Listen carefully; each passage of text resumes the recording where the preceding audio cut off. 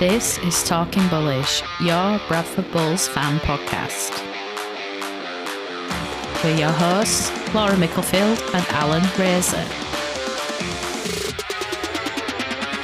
We went down the lane on Thursday night to Cass to see a bit of a disappointing game. Well, we got the Rhinos coming to Odsal this Friday, Good Friday, and I've got a very good Bull or Noble for you, Laura. So welcome. You're building that up, Alan, for me, aren't you? Yeah, I am. So, we went to Cass on Thursday, as I said. I think it might have finished you off a bit, Laura. Yeah, feeling a bit under the weather, to be honest. It took me down. It must have been that night out in Cass in the cold. But so I'm sounding a bit gruff this week. It's just due to a bit of a cold that I picked up. But we went, we saw, we came home. We were disappointed. we were. Well, let's go through the game as we saw it. So, we were stood behind the sticks at the other end. Station Road end or something? I don't know. I'm sure a Cass fan would correct me if I'm wrong. But we started with promise after 2 minutes as Masters contests for a ball and steals it 1-on-1 to score. Yeah, and that's converted as well. So 6-0 up straight away. I thought, hopefully this is a sign of things to come. We'd actually went with a friend of mine who is a Cass fan. So I think even he said, it looks like this is the way the match is going to go. But yeah, not to be. So at 7 minutes, Cass spread the ball wide to the left edge and it's just open for Gary to stroll in. And that's converted, making it 6-6 at that point. At 14 minutes, Ackers is caught high and we decide to kick the two. I know you were a little surprised. You're quite a fan of kicking the two, but at that point, I think you thought we had momentum. Yeah, I'm all for kicking two usually. I just thought it was one of those where you can kind of feel that momentum has swung your way. And I thought we might just take the opportunity to kind of run it and try and get some more points on the board. But then I'd have been saying we should have took the two if we didn't get the try anyway. So yeah, I'm always an advocate for taking the two, but sometimes you just get a feeling for it. And I felt like we were probably had Cass kind of a bit on the back foot at that point, and maybe we could have capitalised more. But two is the two, so it did make it 8-6 and give us advantage at that point. And in fairness, 18 minutes, about 4 minutes later, Ackers is hit late off the ball this time, so we're getting some stick. And we got another penalty and kicked the two again to make it 10-6. So at this point, obviously giving it a 4-point deficit, it did make sense to take the two. But yeah, I thought maybe whilst momentum was with us, we could have capitalised a bit more. But we went for the kicks and 10-6 up at that point.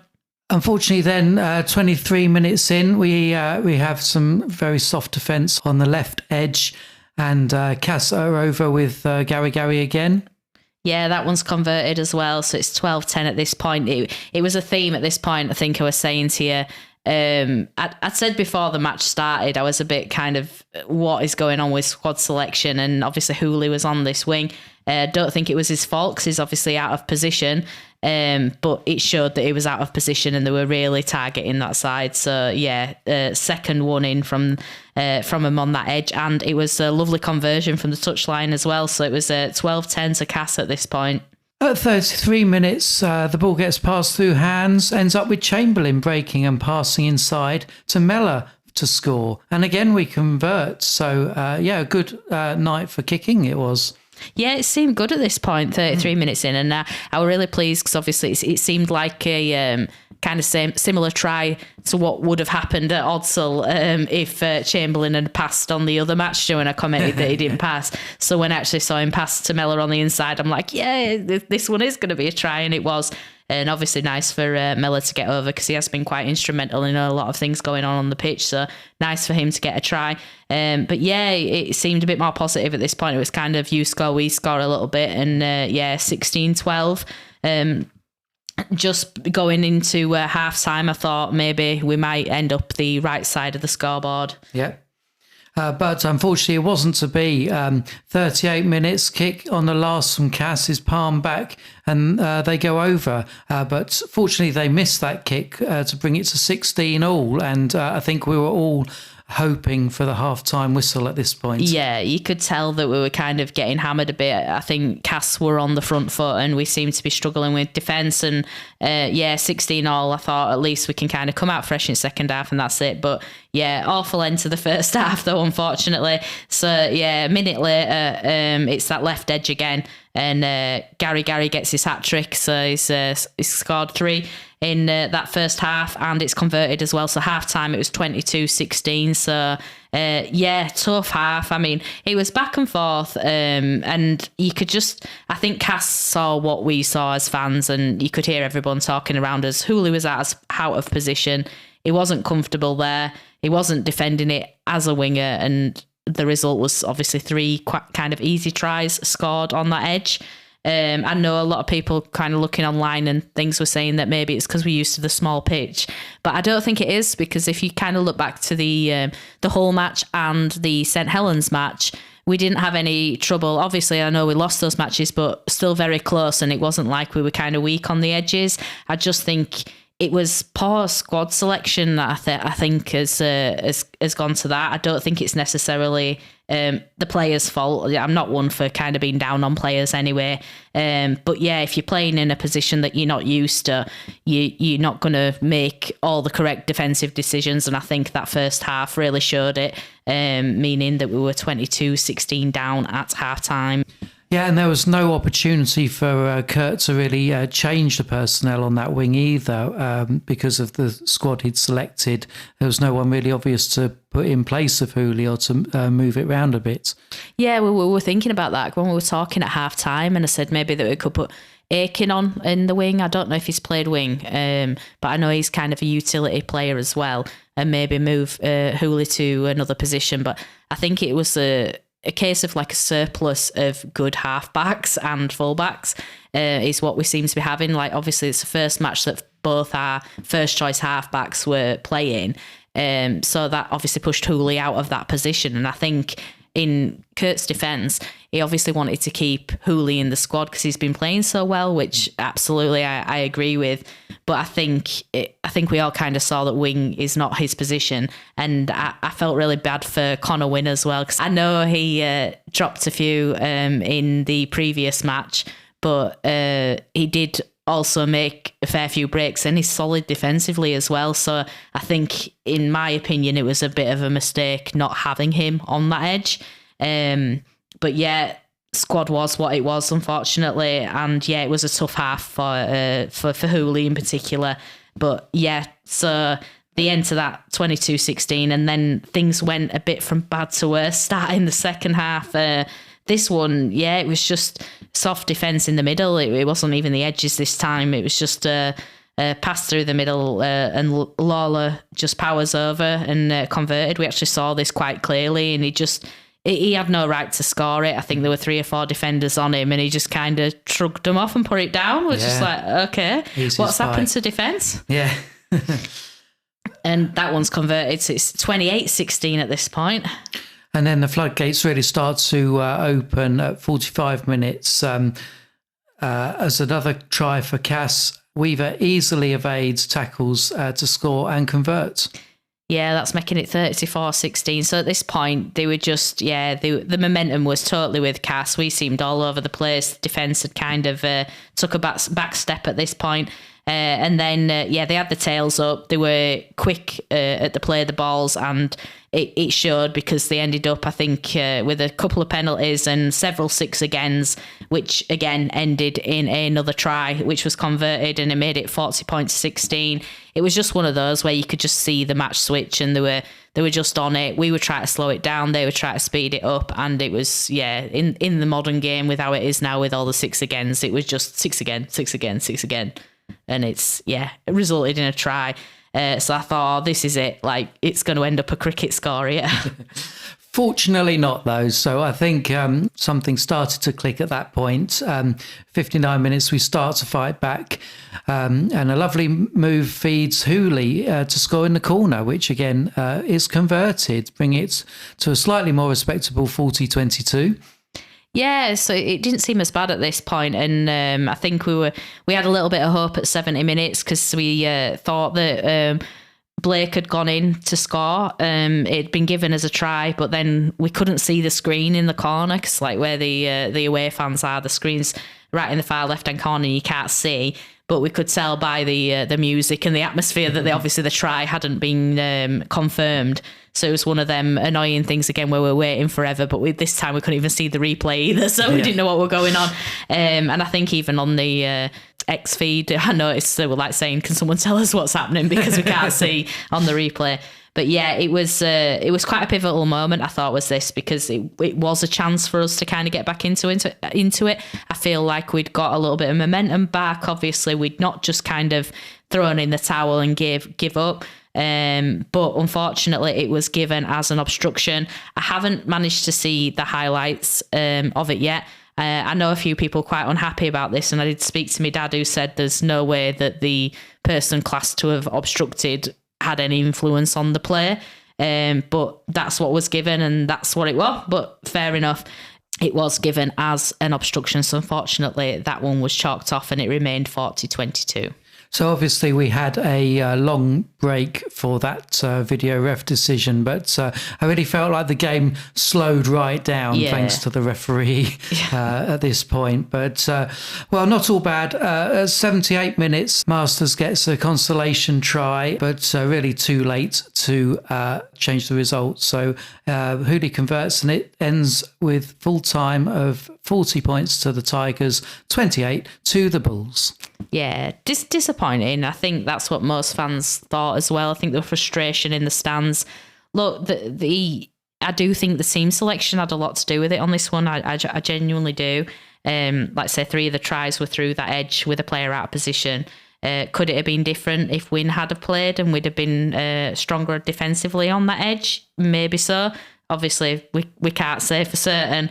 We'll never know. But yeah, a bit of a disheartening performance this week, I think. But to counteract that, it was good to see that we didn't give up. I mean, just before half-time and just after half-time, it was just all cast, and I think the game was gone at that point because it was just try after try after try. But we didn't give up, and obviously we scored the last 2 tries in the game to make it a 12-point deficit, and if that other try hadn't have been disallowed, we'd have been 6 points in it with like 2 minutes to go, so it could have been a totally different result. So it's positive to see that they don't throw the towel in and still give it a go. But look, we all have bad days at the office, and I did say last week, didn't I, that we expected Cass to come back with a different attitude after the hammering they got at Warrington, and I think they definitely did. And all credits to Cass, to be fair, they did play well as well. Yeah, we definitely did expect a difficult game. I mean, you say that we'll never know how Wynn would have done, but did you not see the reserves match? He was actually playing in that, and they won. The Bulls won 40-24, a very similar scoreline. So yeah, I actually saw a feedback thing from that saying that Wynn did actually play really well in the reserves. So yeah, maybe it would be a different story. And again, I'm definitely not one for putting players down and stuff. This is no disrespect to Hooley, that I think Wynn should play over him. It's just I think Wynn should play because he's a winger and Hooley isn't. So I wouldn't have played Hooley on the wing. It's not about the players, it's just that positioning, I think. But Kurt seems to consider him a bit of a utility player, it seems. I saw some comments coming out of the post-match, but it didn't really make a lot of sense to me. He did try and make an explanation why he chose Hooley over Wynn, but like I say, it didn't make a lot of sense to me. But obviously, I'm not a coach. I'm not the brightest rugby brain. So, hopefully we can get the team selection a bit better in future. Yeah, I do think, like I alluded to earlier, I think I haven't seen the reasons. I've not seen much of, obviously, the reactions and things, but I think his thinking was probably that Hooley has been playing really well. He's been brilliant. He was slipping into the halfback position, which isn't his position either, and obviously he was doing brilliant. So with Kurt seeing him as a utility, I could kind of see why he thought, yeah, I want him on the field. He's a pivotal player. He makes a lot of influence. Let's keep him on there. But you can't force a player to be a position that they're not. And I just think it kind of showed that wing is not his position. Maybe the halfback, the fullback, yeah, seems pretty solid, but I don't think wings for him. In fairness, if I were to put blame on anyone for that loss, it'd have to be on Kurt for the team selection. But the team's the team. Everybody should be who was on that field is capable of winning. And also, this is sport, and you don't win them all. and yeah, it sounds like I'm really down on the team this week, but no, it was. Let's say there were a lot of positives in the fact that we didn't just give up, and obviously we'll still be there watching, regardless of if they're winning all of them or not. I think we've just been treated to a Bulls team that have done a lot better than we expected at the start of this season. Yeah, and although the first men's running team didn't manage to win, we had some other positive results from this weekend where the Scholars beat Hull KR 42-12. Brilliant win, that. Really good. Yeah, as we said earlier, the reserves beat Cass Reserves 40-24. And the wheelchair team won 31-28 versus Cass and progressed to the next round of the Challenge Cup. So well done to those three teams. Yeah, brilliant results elsewhere. Yeah, really good to see. Obviously, might not have got one on the men's first team, but three other teams in action and all winning for the Bulls. So big congratulations to them, and particularly to our wheelchair friends. I know they were talking to us about Castleford and the rivalry that they'd got with them when we were chatting with them when we went over for the training session. So I think it'll have been a really a sweet victory for them with that one. So massive congratulations to them, and like we say, hopefully they get very far in the Challenge Cup. Let's hope. So now we look ahead to this week's fixture. The Leeds Rhinos are coming to Odsal. Yes, and yeah, it's great. It's great to say that. It's great to think that. I know it's not that long ago. Well, it still kind of is. 2019, I think it was. But it is a while since we've had a Super League game against the Leeds Rhinos. So I am very much looking forward to this, and I am really excited that it should be a big crowd and a massive atmosphere because we will have some away fans as well. It feels like the first time this season where we'll have a big chunk of away support coming as well, which I really enjoy. I really like it. I like when there's the atmosphere and there's a lot more fans in the stadium. I think it's only good for the Bulls. Yeah, and it's one of so it's rivals round in Super League. So in fact, it's the last of three games on Good Friday that you can delve into. Starting with Hull KR versus Hull FC at lunchtime, 12:30. Saints versus Wigan at 3, and then saving the best till last. Bradford v Leeds. So yeah, how do you think it's going to go, Laura? Now here is the question, and. Look, I was saying whilst we were stood at Cass one night and being my usual pessimistic self, saying if we play like this, we're just going to get absolutely hammered. But in the same sense, look, Leeds have been a bit hit and miss as well. I know they had a good match against Warrington and a good win last week, but they've been a bit patchy and lost a few. Obviously, they went out of the Challenge Cup the same week as us. And I just think it's different because of what it is. Obviously, it's rivals round anyway, which I think the tagline they're using anyway is it hits different. So it does, I think, because there's a bit more kind of passion in it. And also, I do think we will up our game for this. I think it's one of those where, not to kind of say that the team didn't want to win last week, but it's one of those where I think, as I alluded to last season, the teams when they were lower and you expected to win, we seemed to not play as well, but teams that were not expected to beat, we seem to play a bit better. So I hope we continue that trend. Yeah, sure. And this one will have been circled in the calendar for some time, I think, by Kurt. So, I mean... as part of my research, the very first game between Bradford and Leeds back in 1895 finished 0-0. But I think the only team that's at risk of being nilled this time is Bradford. But let's hope that doesn't happen this time. And it shouldn't do. Let's be fair. I know Leeds are a good team. Obviously, lots of Super League pedigree, as we do as well. I think. Do I don't expect to win. Let's put it like that. Do you think we could do it? Look, there is a really hopeful part of me that kind of thinks of the recreation of the Challenge Cup in 2019, where at that point we're just a championship team. They're a full strength Leeds squad, and we go on to win it. There's always a chance. That's what I say. Look, how we kind of played last week makes me wonder.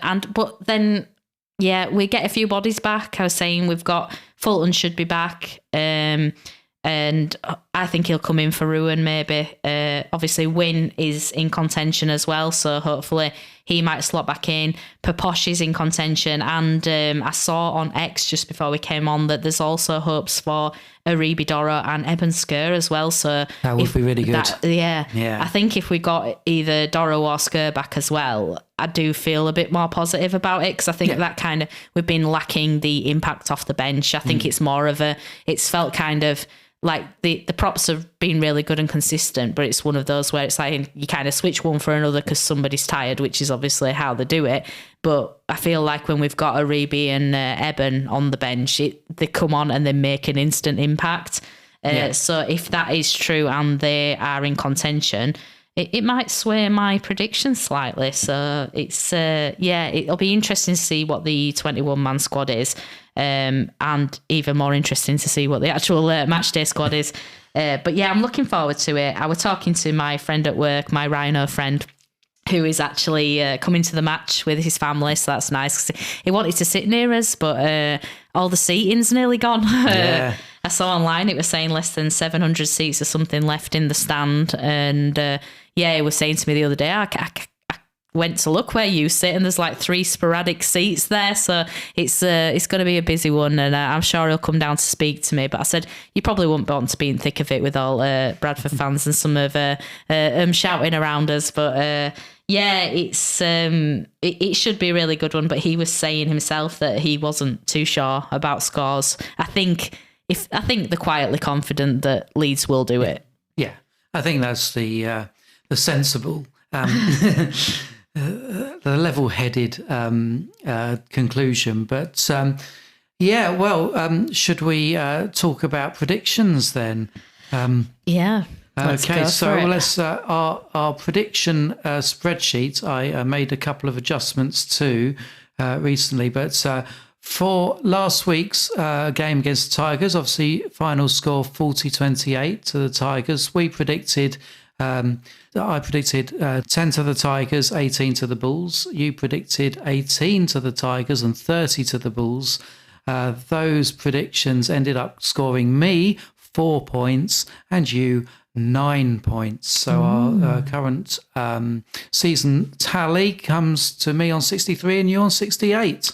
Still very close. Very close indeed, yes. So there's 20 points again up for grabs this week. So, what's your prediction? Oh, here we go. Right. Do I go with my head or my heart? This is where my prediction's going. And I know I keep thinking back in my mind, the person who does, I think he listens every week and puts a little comment on saying about being positive and likes the optimism. So do I go with my heart this week? Let's go with my heart.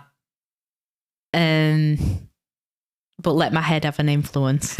So I'm going to go 20 points to the Bulls and 22 to Leeds. Wow. Yeah. That is very close. That is very close. I don't feel like we'll win, but I feel like we're going to compete. So I could be totally wrong, and I'm not very good at these predictions. Well, you're winning. Well, I am winning, but I'm still not making very good predictions. So that's my heart's choice. Even if we're going full heart, obviously I'd want a Bulls win. If I went full head, I think I'd go just a whitewash to the Rhinos. But no, I'm going to stick with the positivity. It's rivals round. The Bulls have a lot of kind of Bradford-linked players. They're going to be up for it. Let's go. We're going to nearly do it. Is my optimism for this week. Oh, wow. That is, really Exciting. I'm feeling more pessimistic, I have to say. I've just revised my prediction up a little bit. I think it's going to be 16-30. Okay, yeah. See, that's probably more sensible prediction. But yeah, I'm just going to remain hopeful.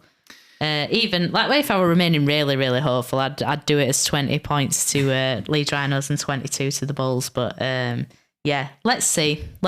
You never know. Anyone can win a rugby match, as we well know. But I know one thing for certain, that it will be a brilliant atmosphere. There'll be a lot of people there, including us. We will be cheering the Bulls on regardless of the result. And I'm just really looking forward to it. And now it's time for Bull or No Bull, where I this week present Laura with 3 statements about the Bulls, and she has to pick out of the lineup the false Bull statement from the 2 true No Bull statements. You've already alluded to the fact that you've been doing a lot of research here, Alan, so I feel like I've got no chance. I don't know. I think you'll be all right. Yes, okay. So yeah, I was a bit awake in the middle of the night, and I thought, I'll do some preparation. So this is all according to the Rugby League Project website. Yeah, I don't think I've ever looked at this Rugby League Project. It seems good. Like you're, it's where you get most of your fact finding from. So I need to stay clear of it when I choose mine, don't I? Anyway.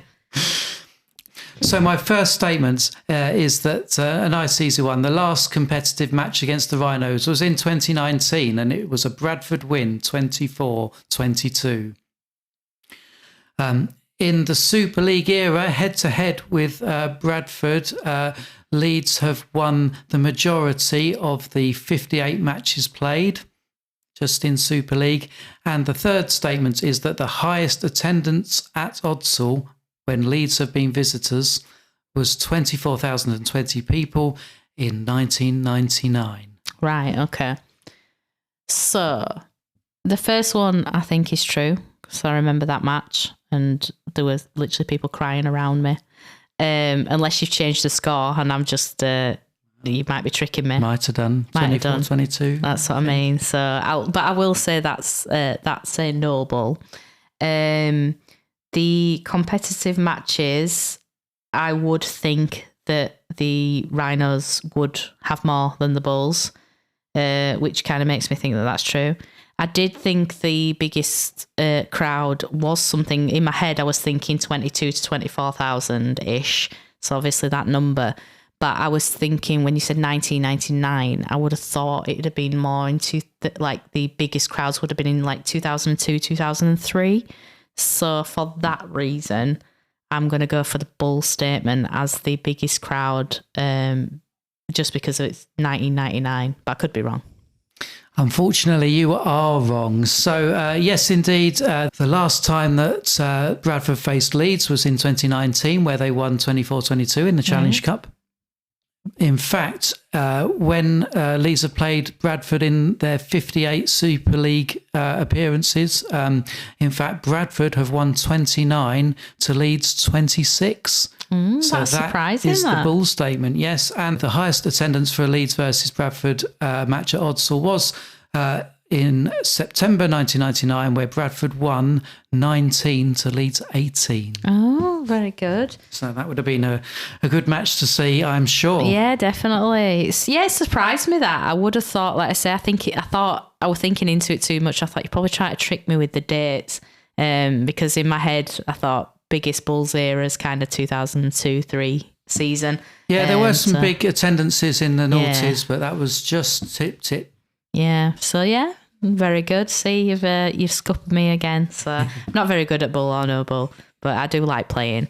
So exciting news anyway, whilst I'm speaking about this, is we have a website up and running now. There's not much on it at the moment, but maybe in the future we might be able to put some things on there so people can comment and maybe suggest some Bull or No Bulls or play along, or I don't know. We'll see how we can use that in the future, but it's good to know that we have another platform for people to be in touch with us. And just in case you're curious, you can find it at talkingbullish.fm. Yes, indeed. That brings us to the end of another episode of Talking Bullish. Make sure you like and subscribe. Check out our brand new website, talkingbullish.fm. And where hopefully, as Laura says, we will be able to put up some details of like how to get in touch, how to propose your own bull or no bull questions, and maybe get involved in the predictions competition as well as tracking our progress. Yeah, that'll be really good. Like I say, we do like the interaction with you. This is for the fans. We are just fans. So we like to talk about the Bulls and like to hear you talk about the Bulls as well.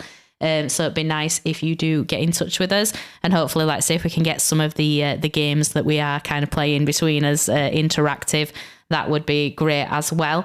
Yeah, it's coming up to Good Friday, and let's hope that it is a good Friday for the Bulls. I mean, both of us have been quite pessimistic about our Friday chances, but I'm still really looking forward to it regardless. And big moment back for the Bulls, having a Super League match back against the old rivals. I mean, I don't know what they've been doing for the past few years, saying that Leeds Cass is the big rivalry. It's not. It's Bradford versus Leeds, and we all know that. So yeah, really excited to have it back and can't wait to be there. And we will see you there hopefully too. And let's keep running with the Bulls.